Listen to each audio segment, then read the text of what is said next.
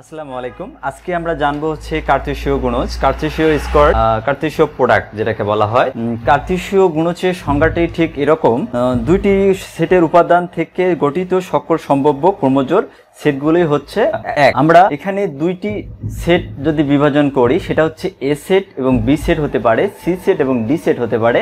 এটি একটি ঘটনার মাধ্যমে যদি আমি আপনাদেরকে বলি, তাহলে আপনারা বুঝতে পারবেন। ধরেন এক গ্রামে দুই ভাই রয়েছে, দুই ভাইয়ের তিনটা ছেলে এবং তিনটা মেয়ে রয়েছে।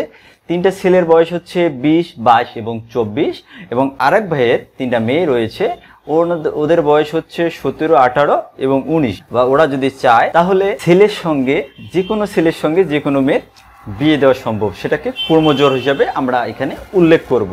তো ধরেন ওই ছেলের যে ছেলের বয়স হচ্ছে 20 বছর, সেই ছেলে চাইলে 17 বছরের মেয়েটাকে বিয়ে করতে পারবে। আবার 22 বছরের যে ছেলেটি রয়েছে, সেই ছেলেটি আবার 19 বছরের মেয়েটিকেও বিয়ে করা সম্ভব। তো তাহলে ধরেন প্রথম ছেলের বয়স হচ্ছে 20 বছর, দ্বিতীয় ছেলের বয়স হচ্ছে 22 বছর এবং তৃতীয় ছেলের বয়স হচ্ছে 24 বছর।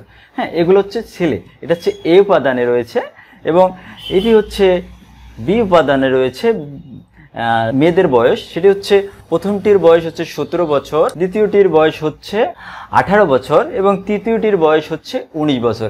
আমি যদি চাই তাহলে এদের সঙ্গে প্রত্যেকটির ক্রমজোড় পদের বিন্যাস করতে পারবো। দেখেন, এটি হচ্ছে প্রথম সেটের A1, তারপরে হচ্ছে A2, তারপরে হচ্ছে A3। ঠিক আছে, আমি যদি চাই তাহলে এটার সঙ্গে এটা একটা পেয়ার করতে পারবো, এটার সঙ্গে এটা একটা পেয়ার করতে পারবো, তারপরে হচ্ছে লাস্ট হচ্ছে এটার সঙ্গে এটার পেয়ার করতে পারবো। এটা তো প্রথম অবস্থায় ক্লিয়ার। কিন্তু আমি যদি চাই, আমি কিন্তু আবার দেখেন 20 বছর ছেলের সঙ্গে আবার আমি 19 বছরের মেয়েকেও পেয়ার করে দিলাম, ক্রমজোড় করে দিলাম। এরকম করে মানে বিষয়টা এরকম দাঁড়াচ্ছে। যদি আমরা দেখেন, সেটা হচ্ছে A1 এর সঙ্গে আপনি B1 এর মানে ক্রমজোড় করলেন, আবার A1 এর সঙ্গে B2 এবং A1 এর সঙ্গে B3। তার মানে প্রত্যেকটার সঙ্গে আপনি ক্রমজোড় করতে পারবেন। আবার দেখেন, আমি কিন্তু আবার A2 এর সঙ্গে B1, A2 এর সঙ্গে B3, A2 এর সঙ্গে B3, এই তিনটাকে ক্রমজোড় করতে পারবো। মানে প্রত্যেকে এককভাবে বিন্যাস করা সম্ভব। মূলত এইগুলোকে স্পেসিফিকভাবে প্রত্যেকটি পদের সঙ্গে, মানে এ পদ সঙ্গে বি পদের ক্রমজোড়কে বলা হচ্ছে কার্তেশীয় গুণজ, কার্তেশীয় প্রোডাক্ট।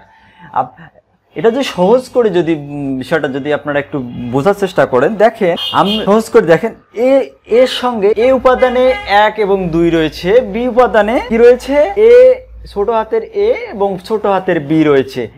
দুইটাকে যদি আমি কার্তেশীয় গুণজ করতে চাই, তাহলে আমাকে এ ইন্টু বি, মানে এ সঙ্গে বি যদি আমি গুণ করি, ক্রমজোড় করি, তাহলে দাঁড়াবে কি 1, মানে 1 এর সঙ্গে আমাকে এ গুণ দিতে হবে, মানে A1, B, এবং তারপরে যে থাকতেছে 2, A, 2, B। মূলত এটি হচ্ছে কার্তেশীয় গুণজ। এটা যদি সংক্ষিপ্ত করে যদি বলা যায়, কার্তেশীয় গুণজ হলো দুইটি সেটের উপাদানগুলোকে বিভিন্নভাবে জোর লাগিয়ে একটি নতুন সেট গঠন করা। মানে এ একটা আলাদা সেট, বি একটা আলাদা সেট, দুইটাকে যদি আমরা ক্রমান্বয়ে একসঙ্গে গুণ করে আলাদা একটা সেটের মধ্যে রূপান্তর করাকে এক কথায় কার্তেশীয় গুণজ বলবো। ক্লিয়ার হয়েছে? আমার মনে হচ্ছে যে এই বিষয়ে কোনো কনফিউশন থাকার কোনো প্রশ্ন আসে না। কার্তেশীয় গুণজ হচ্ছে একটা সেট, দুইটা সেটকে একটা সেটে রূপান্তরিত করে তৈরি হবে, সেটি হচ্ছে মূলত কার্তেশীয় গুণজ। আর যেগুলো যুক্ত হবে সেগুলোকে আমরা ক্রমজোড় বলবো। এখন ক্লিয়ার? তো ধন্যবাদ, আজকে এই পর্যন্তই। ভালো থাকবেন। আসসালামু আলাইকুম।